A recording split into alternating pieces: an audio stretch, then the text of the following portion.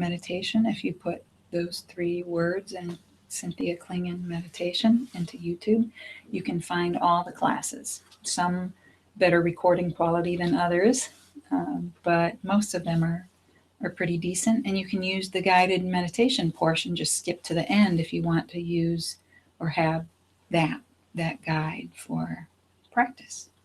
Okay. So welcome everyone at home. Welcome everyone here this evening. So nice to be with you. And please do keep me updated about the temperature, because I'm still having trouble figuring out what to what to do with as we have this transition in the weather. I appreciate the feedback. Okay. This evening I had a reading prepared or planned, but I always also have some thoughts about, in the work that I do with clients and the work that I'm doing in my own personal journey. Things come up that seem relevant or seem like a theme that keeps popping up to share. And so generally I'll base this discussion on that, but I always like to leave space for concerns that you all have, or let the discussion go where is pertinent for you. So especially since we have folks who are new here this evening, I want to make sure that I leave space for questions about or wonderings about meditation and what it's like, or what it's supposed to be like, or anything that you could possibly think of that, even if you're not new here, questions that you have or thoughts that you might have had about what it's supposed to be about or what's challenging about it. So just having a little space and letting that question or wondering come from here rather than here, noticing what your heart feels drawn to in terms of questions.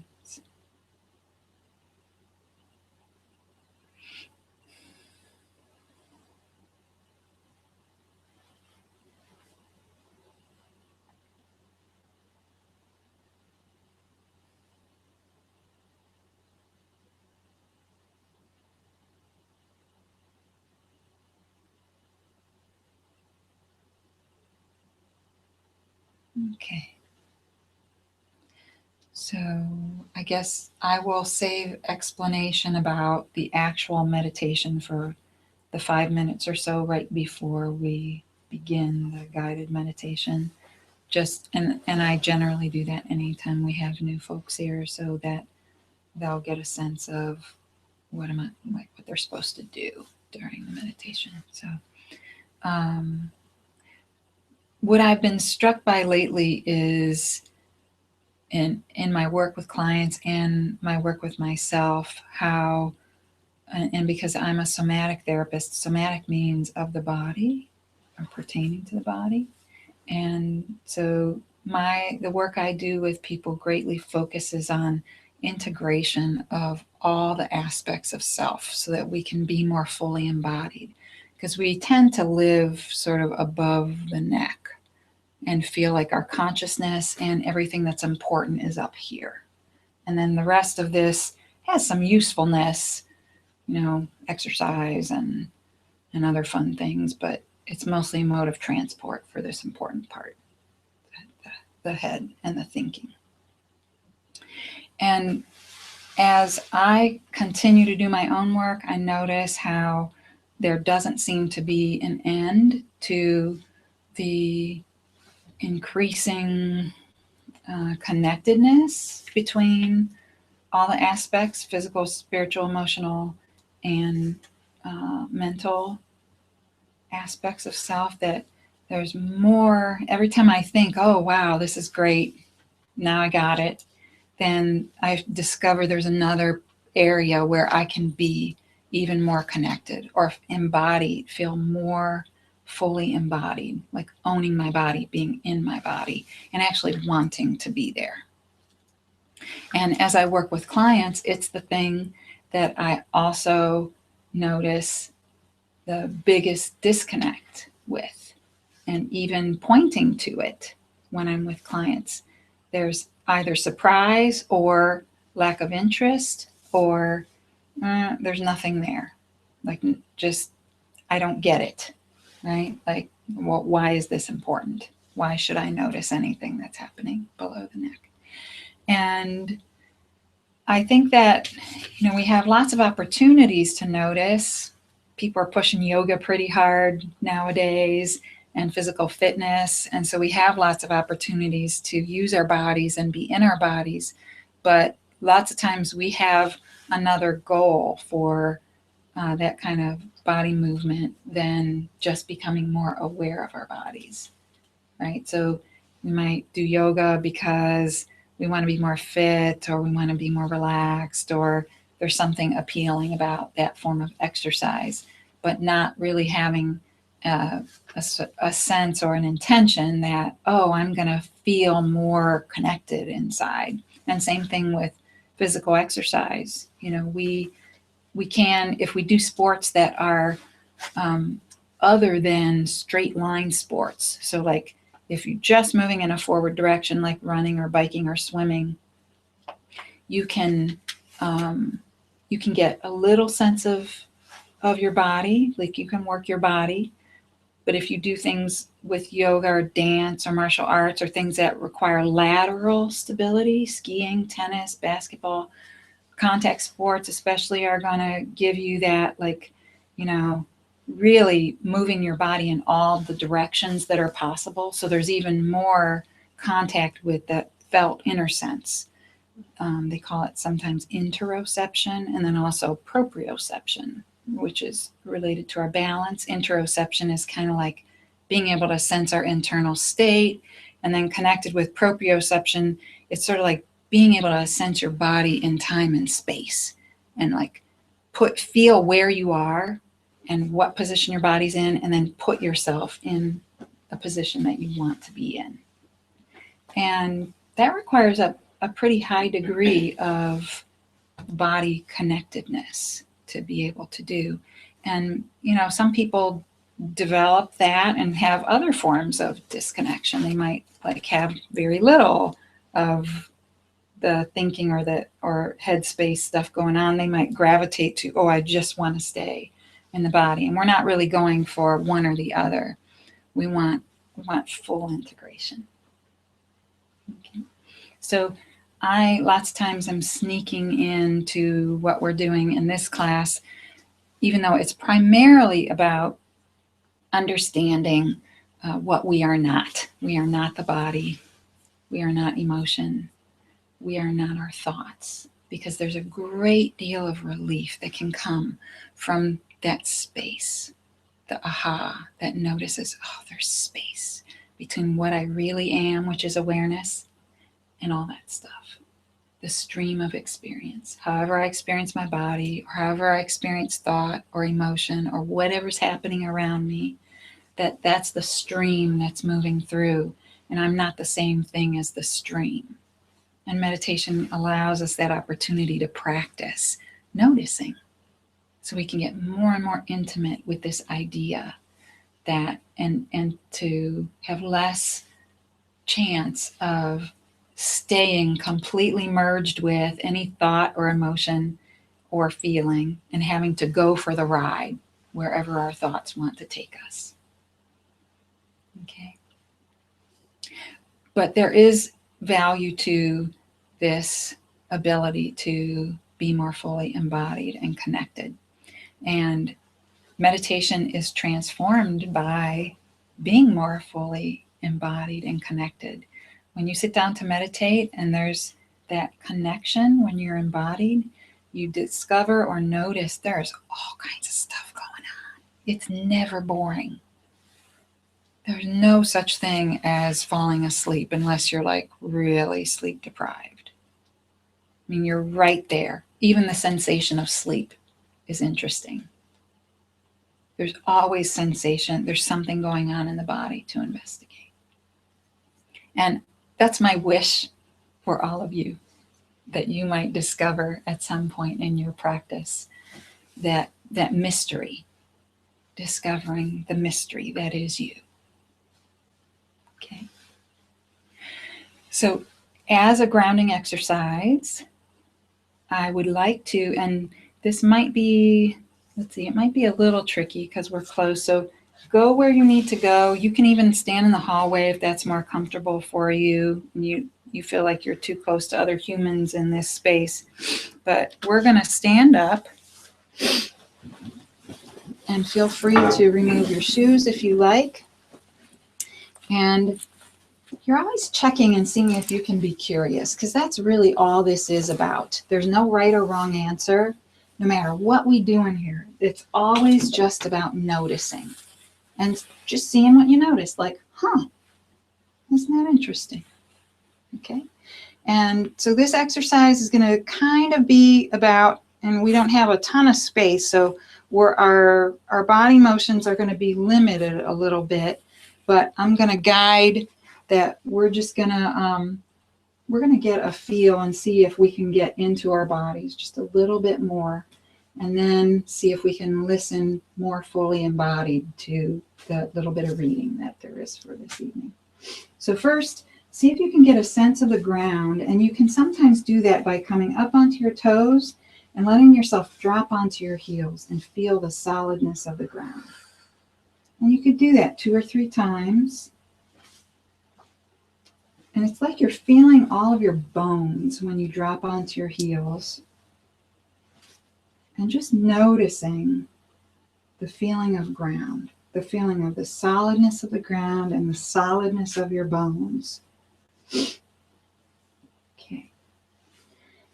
And then just for a moment, see if you can pick a bone in your body, and it doesn't matter what bone it is, and see if you can feel into the boniness of that bone and feel into the inside of it. Feel the hardness of the bone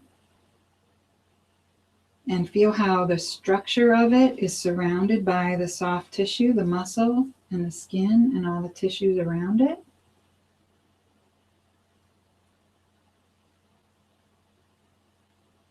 And notice also there's a flexibility. Bone is actually not solid like rock.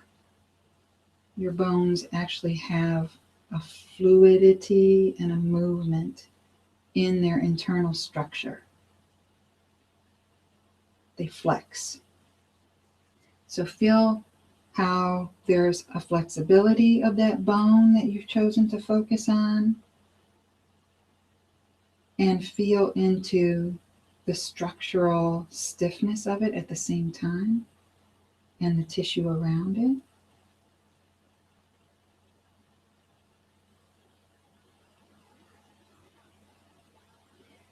And then see if you can pick a joint at either end of that bone and begin to explore through movement the feeling of the joint.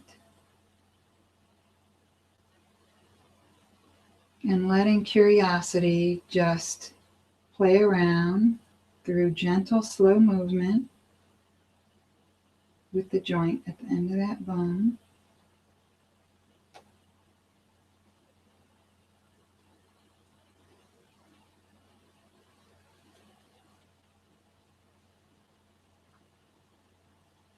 Mm-hmm.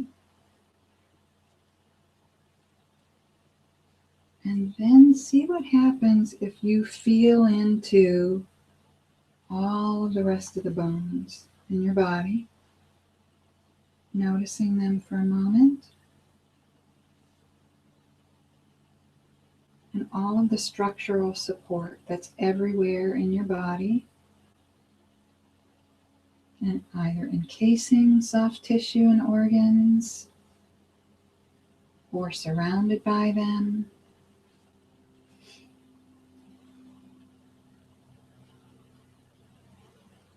And then housed by your skin.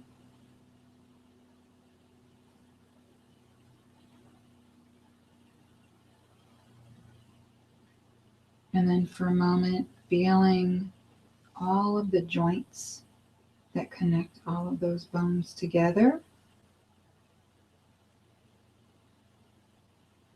No, just noticing them.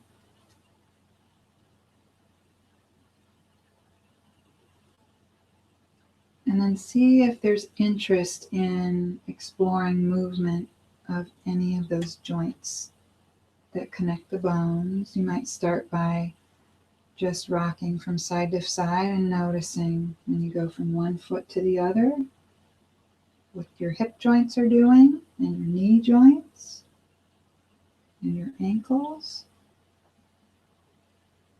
Feel the solidness on one foot and then the other.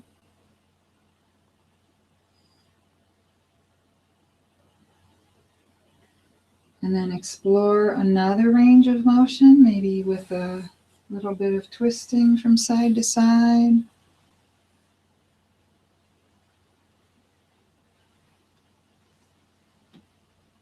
Exploring your neck and maybe joints in the arms, wrists, elbows.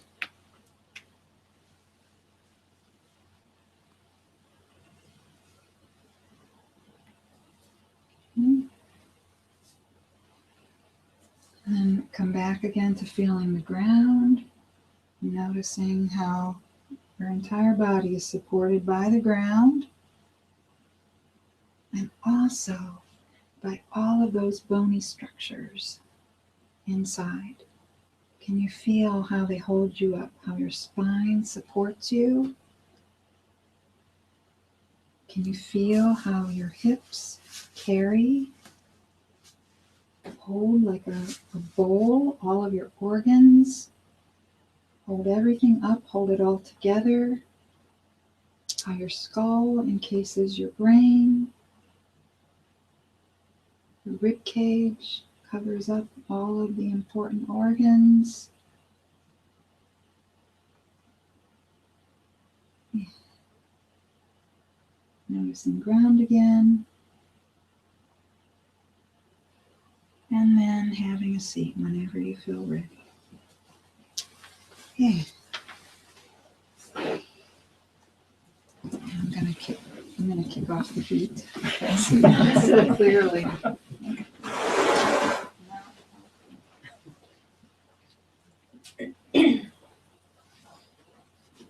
There we go. So some people may feel less in that exercise and other people may notice more. And sometimes thoughts may come that say, this is silly, or what's this for, or what good is this? But the slow movement especially, and also the sensing into the inside of our bodies, when we sense into our bones and our muscle, we're really getting at our visceral felt sense. And there's value in being able to feel into what's happening inside in the center of our body, in our viscera is like all the organs and all the stuff that's in here, our guts. Because this is where that thing lives that tells us what's good for us and what's not, right? Whatever you want to call it, gut feeling, intuition, right? Wise self, soul, right? Holy Spirit, whatever you call that, that thing that lets you know something's not right here, right? It's not quite right. Or, right? That's the thing. That's what we want to be connected to. We want to be plugged into that. That's our guide, right? Because if we just move through life using this, we miss a whole lot, right? We can try to calculate every possibility. We can try to make all of our decisions from our head, from thinking, but we miss a lot, right?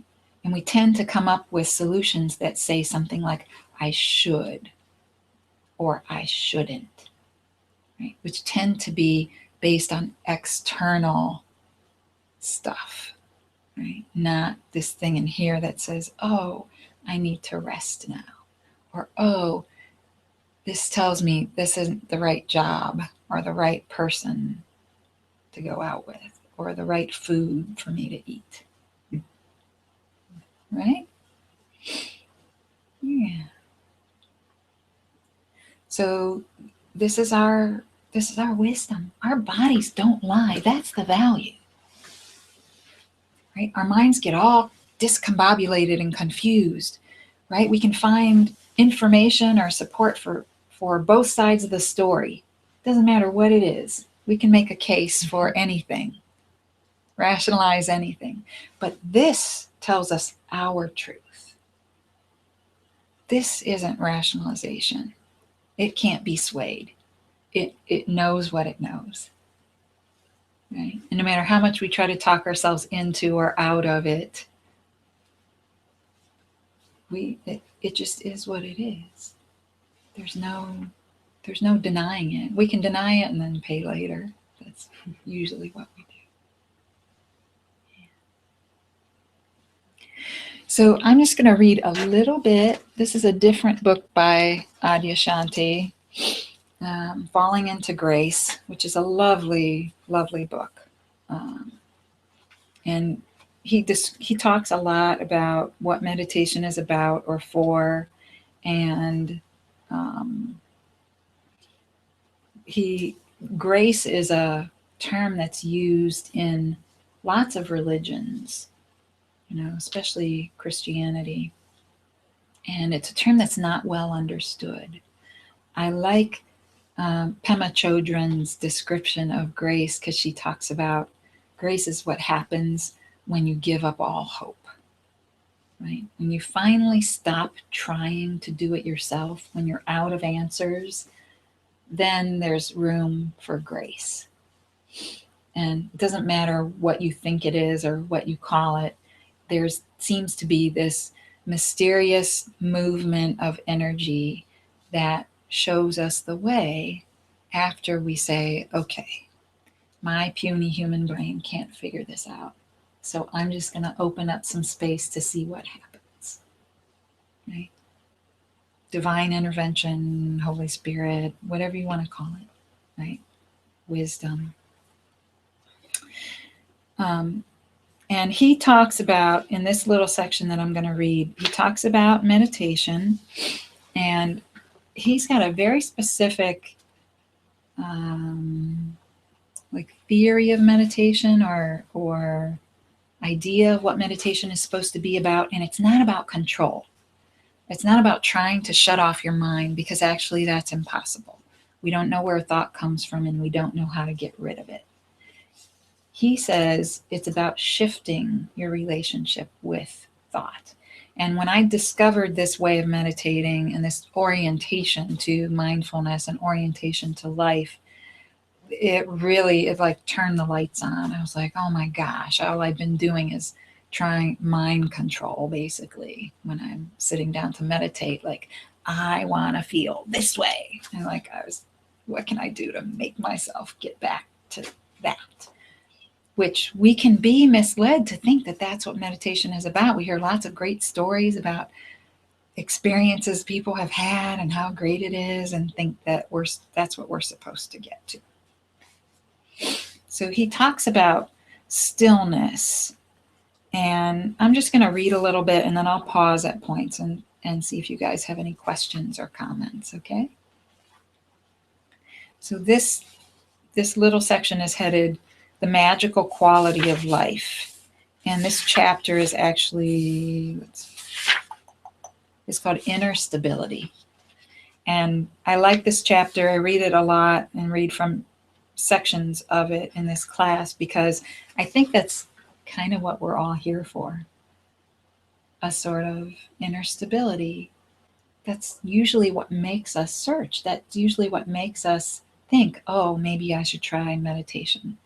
Because there's something that could be more at peace, more stable, more something, feel better. Okay. So the magical quality of life. He says, meeting this stillness, this inner stability, doesn't come from making an effort to be literally still. Instead, it comes naturally on its own as we open up to life at any particular moment. It's a stillness of inclusion, a kind of stillness that embraces everything. Instead of viewing life as a ground for constant negotiation, you start to see a certain kind of magic inherent in all of existence. There's a mysterious grace that permeates everything. It's not magic because it unfolds in a particular way, however. By magic, I'm referring to a sense of wonder and deep satisfaction, because life itself is so mysterious. It doesn't unfold according to the way we think it should or even the way we want it to. If we can let go of the way we think it should be, then life starts to reveal its magical qualities. Essentially, we fall into grace. By that, I mean that a certain mysterious quality reveals itself and cradles us within an intimacy with all of existence. This is something that many people are looking for without even knowing it. Almost everybody is looking for intimacy, a closeness, a sense of union with their own existence or with God or whatever their concept of higher reality is. All this yearning actually comes from our longing for closeness, intimacy, and true union. When we open to life in this way, we begin to find an inner stability simply because we're no longer at odds with our experience. At any moment we come into an argument with our experience, an argument with life, we can look and see if it actually leads to peace, if it actually makes sense, or if it actually leads to discord and conflict. We then begin to find this silence, and we find ground in this silence, which is very stabilizing. There's a sense of homecoming, a sense of, I'm finally in alignment with what's happening. This is the magic. This is what brings forth a sense of inner peace, inner balance, and equanimity. And it is within this silence that true stability is found. So I think this one phrase is really important, where he says, the stillness comes not from trying to be still, it comes naturally as we open up to life at any particular moment. It's a stillness of inclusion that embraces everything. You have all experienced this kind of stillness. You've looked at a sunset or a starry night sky or some natural wonder, right? Something in nature, and everything stops and you just experience, right? The thinking stops and you're just intimately connected with that thing, whether it's your dog or your partner or that sunset or the feeling of being at the ocean and noticing your smallness compared to the bigness of it, right? Everything stops. That's the stillness. And we think it came from that thing, right? And then we try to grab onto it, make it last.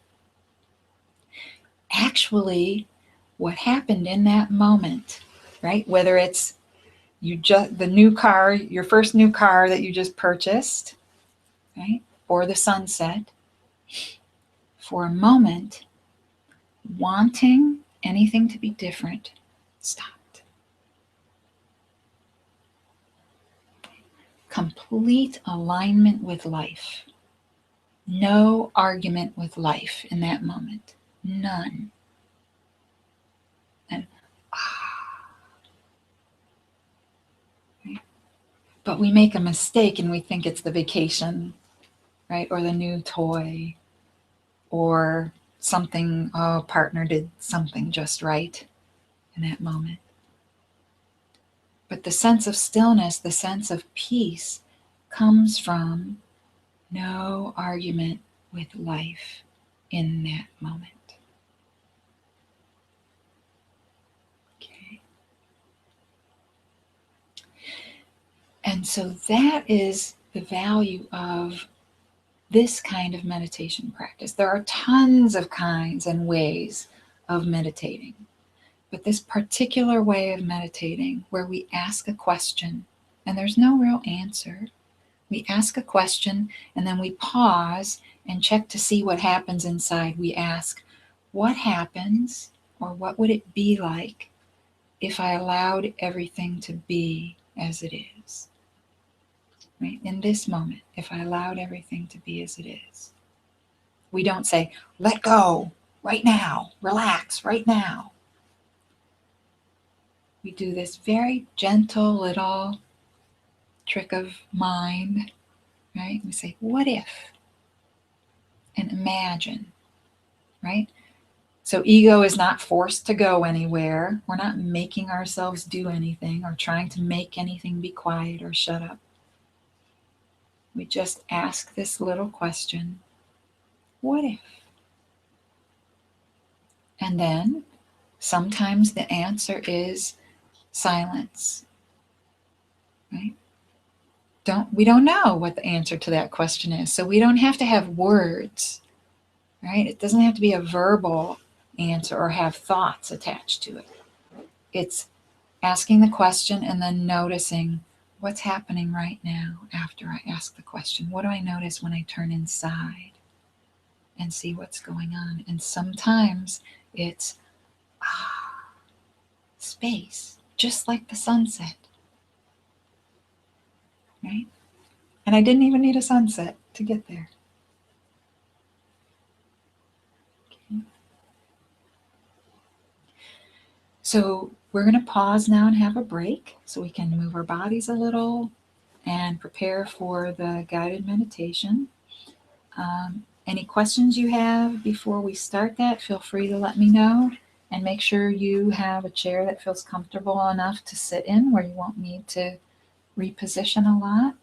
And we'll try to make everyone as comfortable as possible for the guided meditation. I'm going to mute this while we have our break.